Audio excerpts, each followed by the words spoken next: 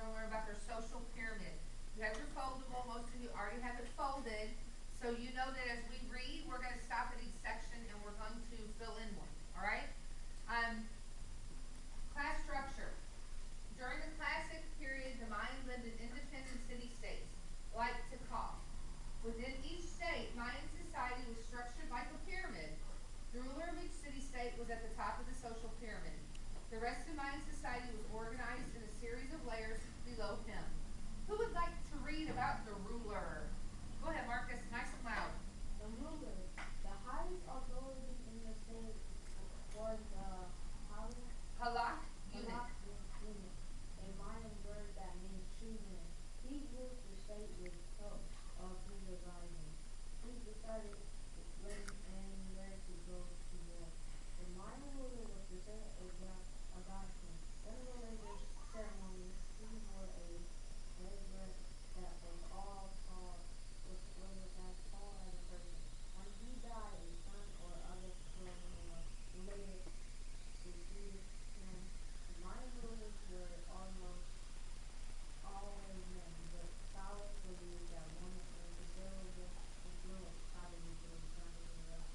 All right, so the very first one that we're going to look at is the ruler. Can anyone look through what we just read and tell me what his name was? What did they call him? I'm sorry, Talia, I wasn't trying to point at you. I guess I'm just talking a little less today with my mouth. Yes, the halak unit, and I hope we're saying that right. So on the outside of your petal, you're going to write the words halak unit. Halach. I'm not going to repeat more than once after I do this. Halach. The first one was UINIC.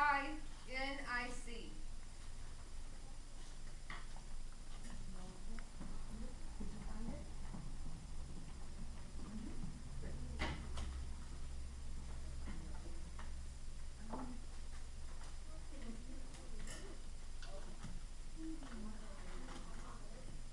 Okay, good job. Thank you. All right.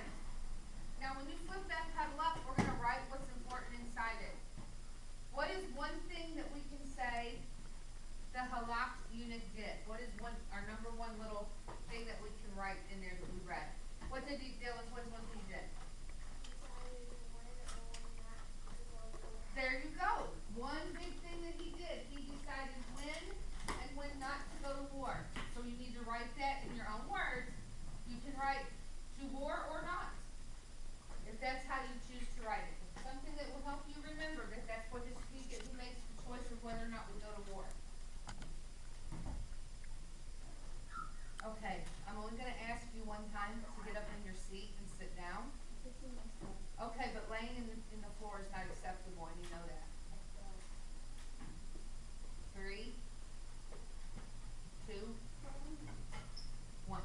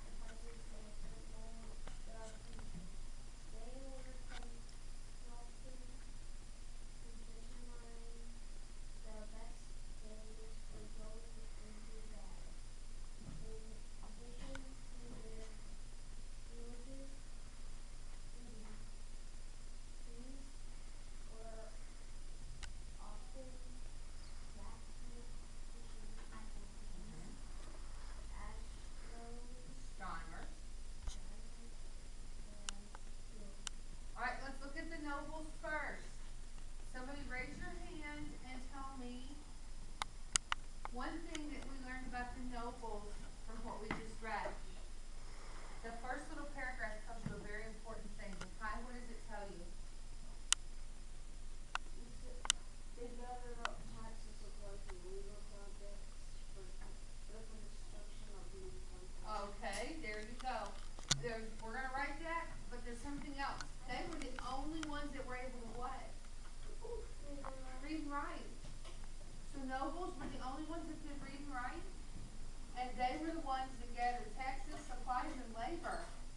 So they're the ones that would go out like with the Inca. The Caracas would go out and they would do what they needed to do to make sure things got done in each place. And here the nobles did it. The nobles were the ones to make sure everything was finished. And then the priests were important because they maintained what? What did they maintain? Very first sentence about the favor with who? Mathematics. Okay, they did mathematics. You're right. They were mathematicians, but they kept favor with who? Who did they have? The gods. The gods. So they had to keep favor with the gods, but they were also mathematicians, astronomers, and healers.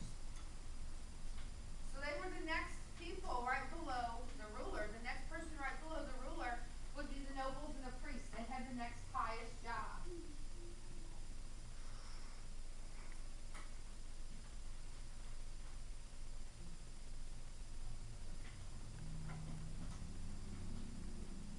Okay,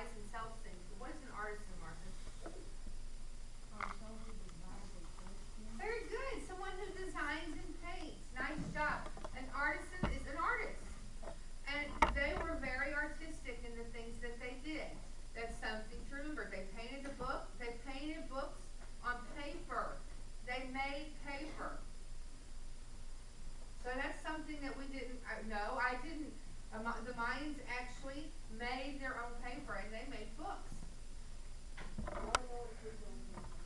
Yes, sir, Marcus. Yes. Yeah, there is a bird called quetzal. Huh?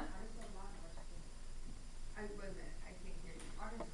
Yeah, I'm sure they are. Maybe we'll try to see if I can look one up for us for Monday. That'd be a good thing to look up on Monday. Yes? Yes.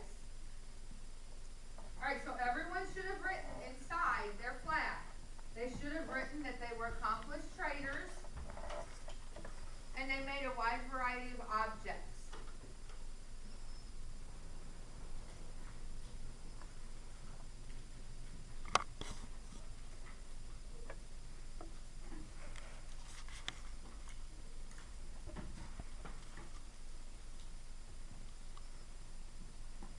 And on your next flap, you're going to write the word peasants.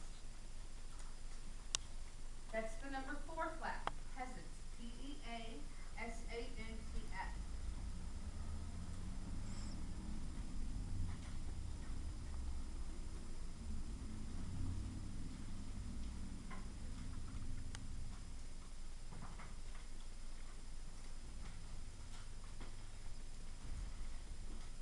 So, Leah, would you like to read about the peasants for me, nice and loud?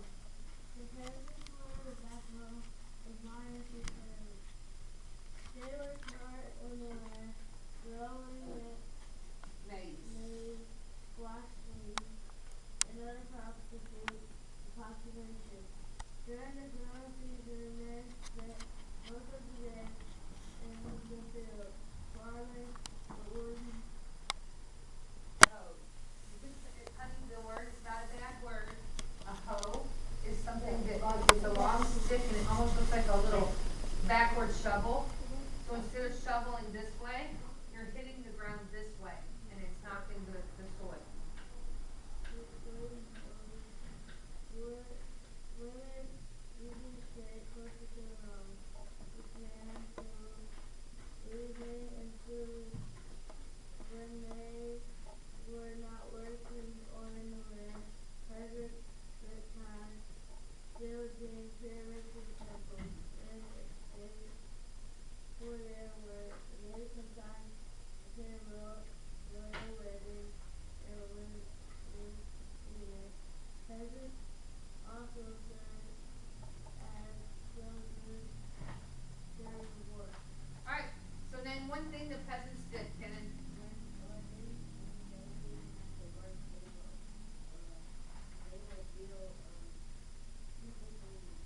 Alright, so part of their job was to build temples and pyramids. So that's something to write on the inside. Open your flap that says peasants and write built temples and pyramids. Dylan? They planted crops. That's another thing that they did. What did the women do? What did the women do, Marcel? Okay, they wove and sewed. They were weavers and sewers, so they made clothing.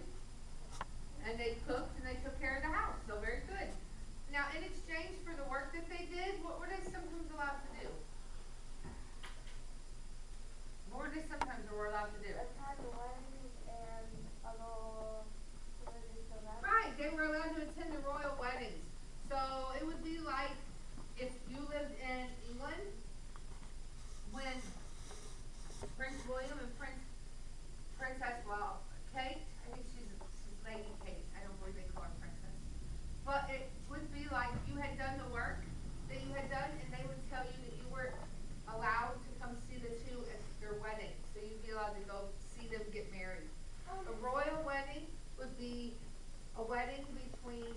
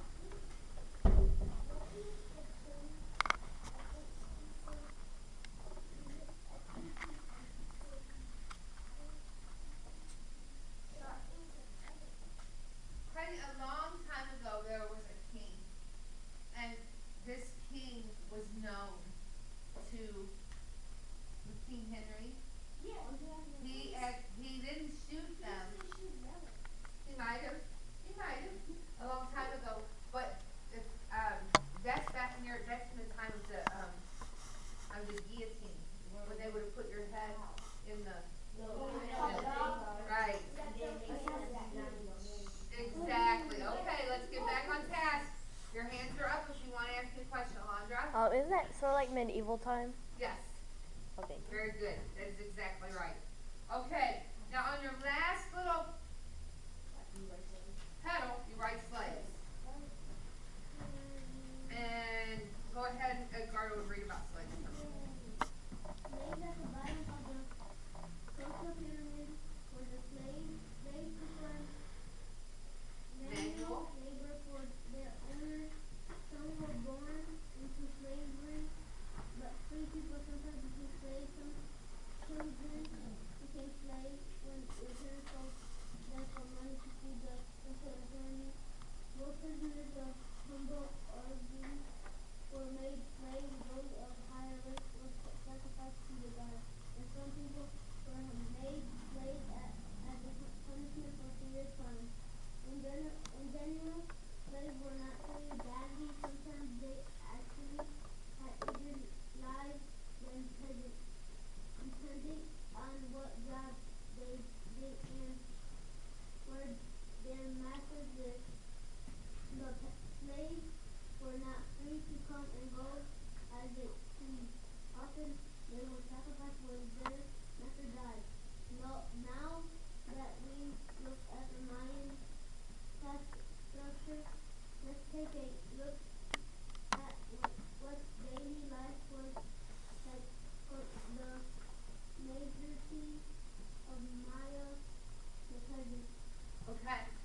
We're not going to worry, and we're not going to talk about daily life today. We just want to work on their social pyramid. So, inside, on the outside, you wrote slaves. On the inside, we want to talk about the slaves. Were all slaves born slaves? No. Some were born slaves. Some were sold into slavery, which means maybe a family had 10 kids and they couldn't feed all 10 of them. They might have sold some of them into slavery to make enough money to feed the others. So maybe they sold 4 so they would have enough money to feed 6. That doesn't seem right? Not at all, does it? Raise your hands for me, please. Without your hands, I can't understand all of you talking at one time. Alondra? Wouldn't they sell the oldest because they're more mature? I would think they would sell the oldest because they would be able to work. It doesn't tell us that. But quite honestly, they might have kept the oldest to help them work in the fields, and they might have sold the youngest. So really, there's an argument for either way. Makai? I kind of think it's not right because if they were able to sell a few kids, they know the kids that are sent over there might get sacrificed. Exactly. So they're selling their kids into slavery, but we also read that when their master died, what happened to them? They were often killed, sacrificed. So, but they also said that they had a better life than who? The peasants. So as a slave, they lived better than the peasants. They just weren't free to come and go. What if the slaves were, if they were going to be sacrificed, what if they were the person that was sacrificing them was in a good mood and let them go back to their family? Well, probably because the person who would do that sacrificing would be the priest. And they probably had a reason for everything they did, just like the Inca, there was a reason for everything they did. Probably wouldn't change their mind. They'd probably be maybe it's the same as with the Egyptians. Often the Egyptians would, when they would send a pharaoh or someone of noble ranking, and they would mummify them and put them in the tomb, they would often kill some of their slaves and put them in the tomb as well because they felt like they needed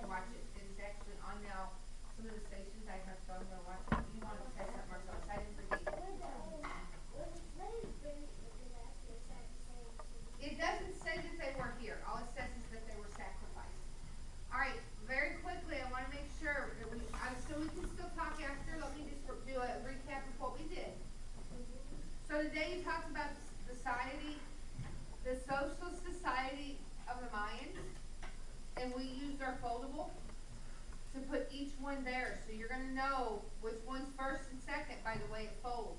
You're gonna know some things about them. Please just put it in your notebook today. We are not gonna take the glue out. We're gonna have to get some more glue. I think those glue sticks have a bad head. Stick it right inside your notebook with your Mayan. And then we'll continue to have a little bit of a discussion in just a couple minutes. Alondra? Okay.